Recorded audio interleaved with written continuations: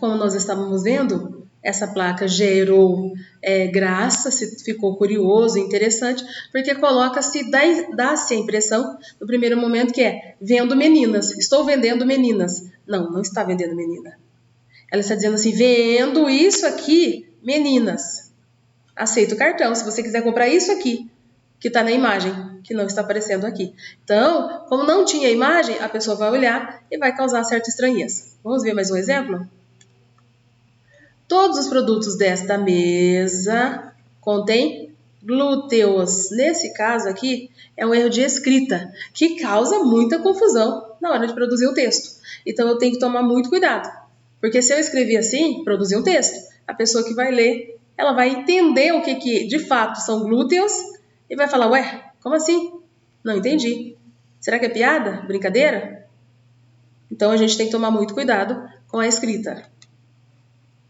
Cruzamento perigoso. Até aí, tranquilo, você entendeu o que é. Mas tem aqui embaixo, ó, reduz a velocidade. Cruzamento perigoso, por isso reduz a velocidade. Ó, um faz sentido com o outro, ó, um se liga ao outro. Porém, tem uma terceira frase aqui, ó. Use camisinha. E aí vem a grande pergunta. O que o cruzamento perigoso com reduz a velocidade tem a ver com use a camisinha? E a resposta é um grande sonoro nada. Nada, nada. Absolutamente nada. Então aqui, possivelmente foi um erro na hora da produção desta placa e acabou juntando os dois. Reduz a velocidade. Use camisinha. Tá? Então, esse trecho aqui, ele não condiz com essa parte de cima, nem essa. Então, essa complementa-se com essa. Ó. Cruzamento perigoso reduz a velocidade. Ponto. Os dois se complementam. Use camisinha está fora de contexto aqui. Frango assado aos domingos. O texto está ótimo aqui, nesse primeiro momento. Mas lembrem-se que texto não são apenas textos verbais. Nós também temos textos não verbais. Lembra que a gente falou? O que são os textos não verbais? São as imagens, né? Que é o texto não verbal. É a imagem. E olha aqui, eu digo frango assado aos domingos e coloco um desenho, uma imagem de um porco. É incoerente isso, não faz muito sentido. Se você diz frango, tem que ter uma imagem de frango. Agora, se você quer englobar todos os tipos de carne, então você coloca carnes assadas ao domingo. Aí pode ser qualquer carne, suíno, bovino. Não importa, que eu coloquei assados. Agora, frango assado com o desenho de um porquinho fica muito estranho.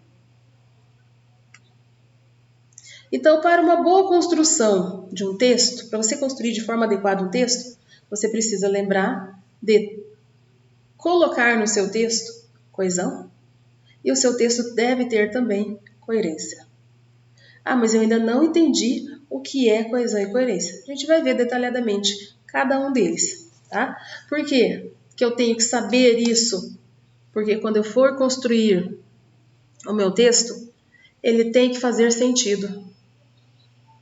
O leitor tem que ler de maneira natural, se sentir seguro, a leitura tem que ser agradável, tá? Porque o seu texto é harmônico, é um texto harmônico. Tem uma harmonia, porque ele foi construído de forma adequada. Você construiu ele de forma adequada, usando tudo que você conhecia referente ao assunto, na hora de colocar, de montar, de apresentar. Então, a hora que eu vou escrever, produzir, ou seja, produzir, eu preciso pensar com muita calma para construir um texto. Não é assim, papum. Não, é pensado, é analisado. Para daí sim você colocar no papel. Ou você já vai fazendo essa questão da análise constantemente. Estou escrevendo, já analiso. Ou estou escrevendo, analiso. Vai falar, isso aqui não tá bom não. Vou mexer por esse, vou fazer isso, vou fazer aquilo.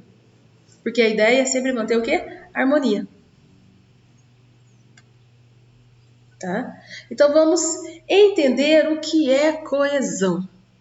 Né? Se a gente sabe que o texto tem que ter uma certa harmonia, que a gente sabe que o texto deve fazer sentido, então, para que isso ocorra, é preciso que se saiba exatamente como funciona a questão da coesão e a questão da coerência. Vamos entender mais de perto cada um deles? Vamos lá.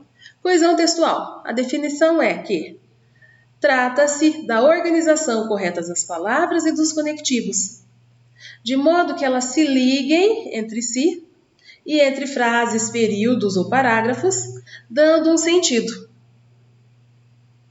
Olha bem, dando um sentido. Alguns exemplos de como usar coesão são evitar repetições, usar sinônimos, conjunções ou omitir termos, sempre com o intuito de quê? De conectar ideias, porque a ideia é conexão.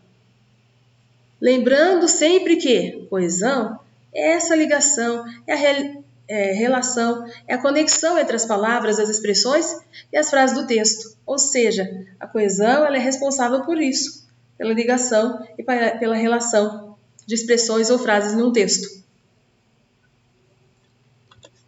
Então, olha esse exemplo. Comprei um livro, frase 1. O livro me foi muito útil para realizar a prova, frase 2. Como que eu uno o primeiro com o segundo? Comprei o livro me foi muito útil para realizar a prova. Foi assim que ele uniu? Não foi.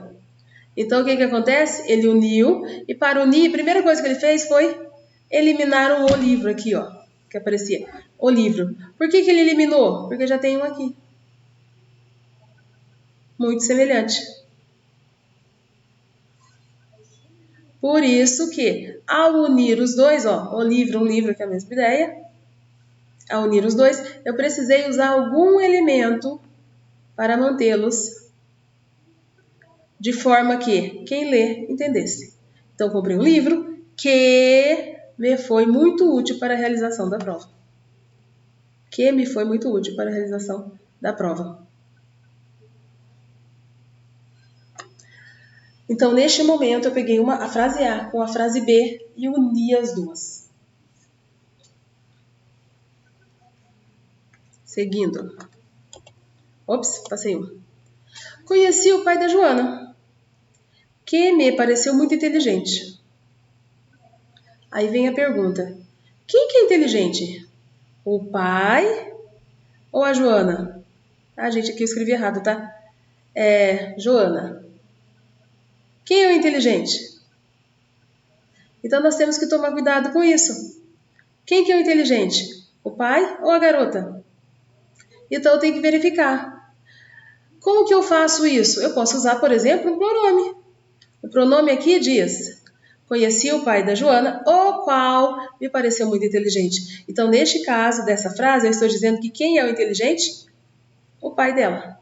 Agora, vamos ver uma outra forma de dizer semelhantemente, né, com uma certa semelhança. Conheci o pai da Joana, a qual me pareceu muito inteligente. Então, ó, quando eu digo a qual, eu estou falando da Joana. Quando eu digo o qual, eu estou falando do pai dela. Então, assim, eu sei que esse texto não causa confusão. Porque eu usei o qual para ele e a qual para ela. Se eu usei apenas o que é neutro. Vale tanto para homens quanto mulheres. Então, fica da mesma forma. Eu ainda tenho dúvidas de qual devo usar. Então, nós vamos ver agora algumas maneiras de garantir a coesão entre os elementos de uma frase. Como assim garantir a coesão entre os elementos de uma frase? Nós vamos ver que, para que uma frase faça todo o sentido, é preciso usar algumas maneiras, algumas formas de dar sentido. Então, como nós vimos agora há pouco no exemplo, né, ao colocar os exemplos, eu troquei o nome da menina. Tá? Isso foi um erro meu e uma certa forma falta de atenção, porque na hora que eu digitei, eu não percebi que eu havia colocado nomes diferentes. Né? Então, no primeiro momento com o segundo, eu não havia comparado. Tá? Então, eu preciso sempre olhar esses pequenos detalhes. Então, isso aqui é um erro meu de escrita. Eu errei o nome da menina. Mas também aos erros relacionados a quê? A falta de elementos para manter o texto único, um texto com sentido só. Quando a pessoa olhar para o texto e falar, eu entendi. Não tenho dúvida nenhuma. Para não ficar aquele texto cansativo, chato. Você fala, ai meu Deus, não aguento mais. Vamos mudar de assunto? Vamos falar de outra coisa? Então, a gente tem que trabalhar esses elementos para isso também. tá? Então, olha ali, ó. Nós temos coesão por substituição, como vocês acabaram de ver aqui, ó. Que significa o quê? Substituição de palavras com emprego de sinônimos ou de palavras ou expressões de mesmo campo associativo. Tá, você falou e eu não entendi. Significa o seguinte, que eu vou pegar um termo e substituir por outro. Um sinônimo. Então, se eu pensar lá, eu coloquei Joana. Para não repetir Joana, eu poderia dizer a garota. Para não repetir depois, no segundo momento, a garota, eu posso dizer a menina. Ah, mas eu já usei garota, já usei menina, o que eu posso dizer? A jovem. Olha quantas possibilidades ali. Então, eu tenho que lembrar disso como forma de garantir a coesão no meu texto. Substituição é um deles. Então, olha o exemplo aqui também, ó. Dei aqueles lá, mas nós temos aqui também, ó. Os automóveis colocados à venda durante a exposição não tiveram muito sucesso. Isso talvez tenha ocorrido porque os carros, ó, automóvel, sinônimo de carro, não estavam em um lugar de destaque no evento. Aí eu tenho aqui, ó, o Rio de Janeiro é uma das cidades mais importantes do Brasil. A cidade maravilhosa, ó, é a maneira como ela é chamada, é conhecida mundialmente por suas belezas naturais, hospitalidade e carnaval. Então, como vocês podem ver, eu substituí, ó, Rio de Janeiro pela cidade pela cidade maravilhosa, não mais, pela cidade maravilhosa.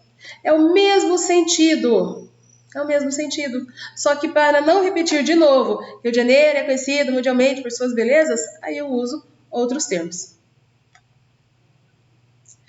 Segundo, você pode usar o que nós chamamos de nominalização. Peraí, eu não entendi o que é nominalização. É um emprego alternativo entre verbo, substantivo ou adjetivo, que correspondem, né, ao mesmo termo. Então, eu peguei aqui, ó, desgastar, desgaste, desgastante. São semelhantes.